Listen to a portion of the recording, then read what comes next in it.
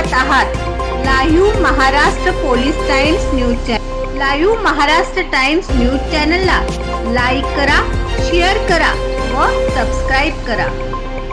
कळमण तालुका उत्तर सोलापूर येथे शेतकरी राजाराम रामचंद्र बनसोडे यांनी छावा संघटनेचे ॲडव्होकेट योगेश नागनाथ पवार यांच्यामार्फत पोलीस अधीक्षक सोलापूर यांच्याकडे भोंदूबाबा अशोक खरात व त्यांची पत्नी आणि अन्य व्यक्तींविरुद्ध फौजदारी तक्रार दाखल केली आहे।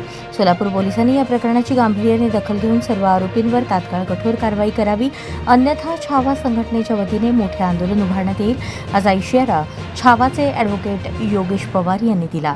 याबाबत सविस्तर हकीकत अशी, तक्रारदार राजाराम बनसोडे हे गट क्रमांक 200/1 मधील 11 एकर 8 गुंठे शेतजमिनीचे मूळ मालक आहेत। भोंदूबाबा अशोक खरात यांनी ब्लॅक मनी व्हाईट करणारे नरखेड तालुका मोहोळ येथील शुक्राचार्य मारुती कोल्हाळ व रणजित ब्रह्मचारी कोल्हाळ यांनी 1.5 कोटी रुपयांचे आश्वासन देऊन नोव्हेंबर 2021 मध्ये सदर जमीन भोंदूबाबा अशोक खरात यांच्यासाठी अवघ्या 50 लाख रुपयात खरेदी केली। उर्वरित 1 कोटी रुपये सदरील जमीन अशोक खरात यांच्या नावावर झाल्यावर देतो असे सांगितले, परंतु जमीन नावे झाल्यावरही अशोक खरात आणि कोल्हाळ यांनी पैसे देण्यास टाळाटाळ केली। मार्च 2024 मध्ये रणजित कोल्हाळ याने ही जमीन अशोक कुमार एकनाथ खरात व कल्पना खरात यांना तब्बल 2,40,91,000 रुपयात विकली। खरेदी खतात शेतात 4-5 वर्षांची 2,000 डाळिंबाची झाडे, बोरवेल, विहीर, शेड, गोठा असल्याचा खोटा उल्लेख केला। प्रत्यक्षात जमिनीत कोणतीही फळबाग नाही।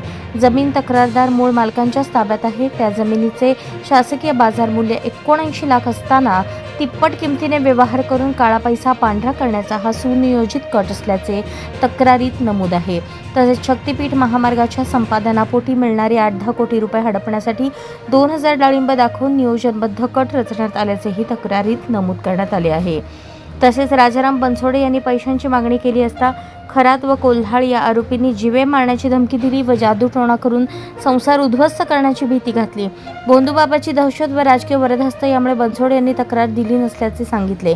शेतकऱ्याची फसवणूक केल्याप्रकरणी अशोक खरात, कल्पना खरात, शुक्राचार्य कोल्हाळ, रणजित कोल्हाळ, रविकिरण नागणे, गणेश मलपे यांच्याविरुद्ध भारतीय दंडविधान कलम 420, 406, 467, 468, 471, 506, 120(ब) 34 तसेच महाराष्ट्र जादूटोणा प्रतिबंध अधिनियम कलम 3(1) अन्वये गुन्हा दाखल करण्यासाठी पोलिसात तक्रार दाखल करण्यात आली आहे। आमची जी जमीन होती 11 एकर 8 गुंठ, त्या जमिनीमध्ये आमचा सुद्धा हिस्सा होता। तो व्यवहार 1.5 कोटीसाठी झालेला होता, पण 50 लाख रुपयेच त्यांनी आमच्या वडिलांना दिले।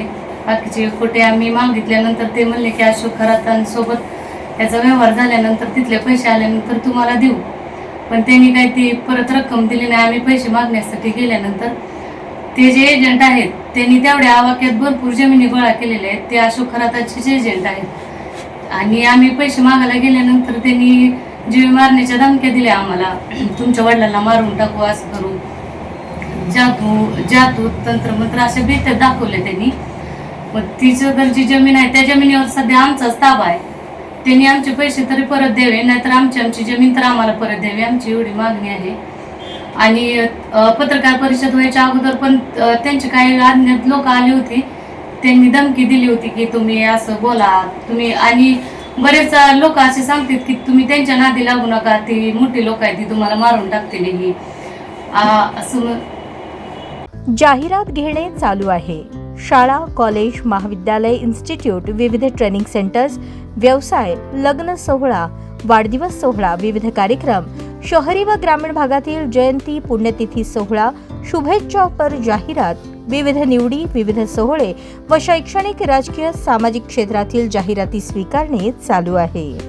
संपर्क live all India police times news, live Maharashtra police times, mobile क्रमांक 9850 36 32 02।